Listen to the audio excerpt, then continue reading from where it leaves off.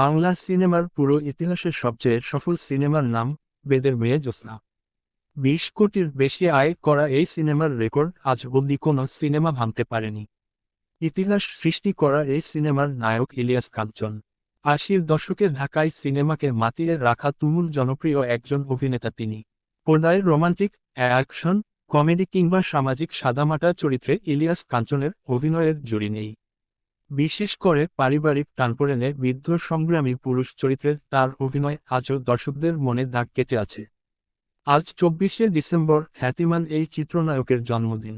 1956 সালের এই দিনে কিশোরগঞ্জ জেলার করিমগঞ্জের আশুতিয়াপাড়া গ্রামে ইলিয়াস কাঞ্চন জন্মগ্রহণ করেন। তার আসল নাম ইদ্রিস আলী। তার বাবার নাম হাজী আব্দুল আলী, মাতার নাম শরফা খাতুন। কৈশোর থেকেই অভিনয়ের প্রতি দুর্বলতা ছিল ইলিয়াস কাঞ্চনের। তাই যুক্ত হয়েছিলেন বেশ কিছু নাট্য সংগঠনের সঙ্গে। ইলিয়াস কাঞ্চন 1975 সালে কবি নজরুল সরকারি কলেজ থেকে এইচ.এস.সি পাশ করেন।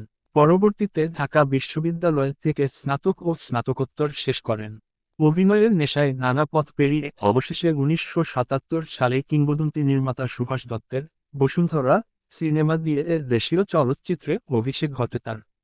প্রথম সিনেমাতেই ইলিয়াস কাঞ্চনের বিপরীতে অভিনয় করেন চিত্রনায়িকা ববিতা।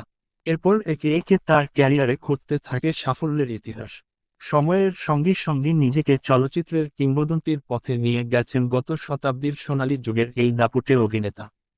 এ পর্যন্ত অভিনয় করেছেন 3 শতাধিক চলচ্চিত্রে, যার মধ্যে বেশিরভাগই ছিল ব্যবসা সফল।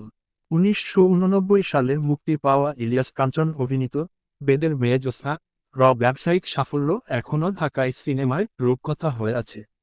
মোজাম্মেল হক বকুলের পরিচালনায় এই সিনেমাতে ইলিয়াস কাঞ্চন জুটি বেঁধেছিলেন অঞ্জু ঘোষের সঙ্গে।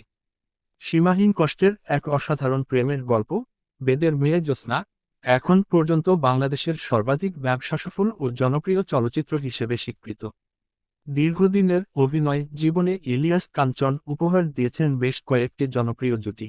অঞ্জু ঘোষের পাশাপাশি বিভিন্ন সময়ে দিতি চম্পাকেও তার সঙ্গে জুটি করে সফলতা পেয়েছেন নির্মাতারা।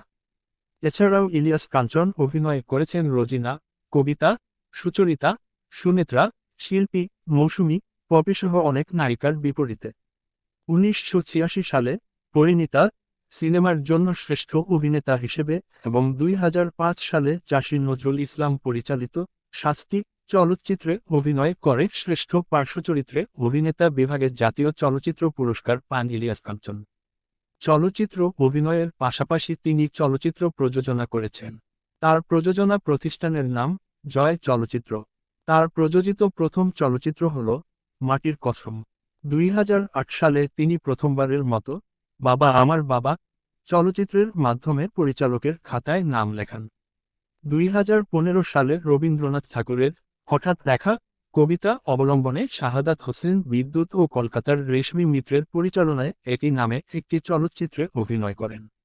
ইলিয়াস কাঞ্চন অভিনীত সিনেমাগুলোর মধ্যে উল্লেখযোগ্য কয়েকটি সিনেমা হচ্ছে বসুন্ধরা, দয়া মায়া, ডুমুরের ফুল, অভিযান, চরম আঘাত, পরিণীতা, ভেজা চোখ, বেদের মেয়ে জ্যোৎস্না, আত্মবিশ্বাস, শঙ্খমালা, রাধাকৃষ্ণ, আঁখি মিলন, বাঁচার লড়াই, সোহরাব রস্তম, শাস্তি, কে আমি, জটিল প্রেম, এই নিয়ে সংসার, বোনের মতো বোন, আপনঘর, ন্যায় যুদ্ধ, স্ত্রীর পাওনা, চাকর, ত্যাগ, অচেনা, শ্বশুর বাড়ি, কমান্ডার, দুর্জয়, বাঁশিওয়ালা, আদরের সন্তান, গুন্ডা পুলিশ, মেয়ের অধিকার, হৃদয় ভাঙা দেও ও বিজলি। 1979 সালে জাহানারা কাঞ্চনের সাথে ইলিয়াস কাঞ্চনের কাবিন হয়। 1983 সালে তাকে ঘরে তোলেন। তার স্ত্রী 1993 সালের 22শে অক্টোবর কাঞ্চনের শুটিং দেখতে যাওয়ার পথে সড়ক দুর্ঘটনায় মারা যান। মিরাজুল মঈন নামে তাদের এক পুত্র সন্তান রয়েছে। দীর্ঘদিন ধরেই ইলিয়াস কাঞ্চন নানা রকম সামাজিক আন্দোলনে গুরুত্বপূর্ণ অবদান রেখে চলেছেন।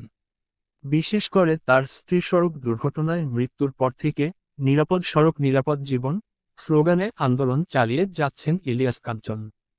তার বদৌলতে নিরাপদ সড়ক চাই আন্দোলনটি বর্তমান বাংলাদেশ ব্যাপক পরিচিতি লাভ করে এবং এর সঙ্গে বিভিন্ন মহল একাত্মতা ঘোষণা করে। তিনি বর্তমানে নিরাপদ সড়ক চাই আন্দোলনের প্রধান কাণ্ডারি।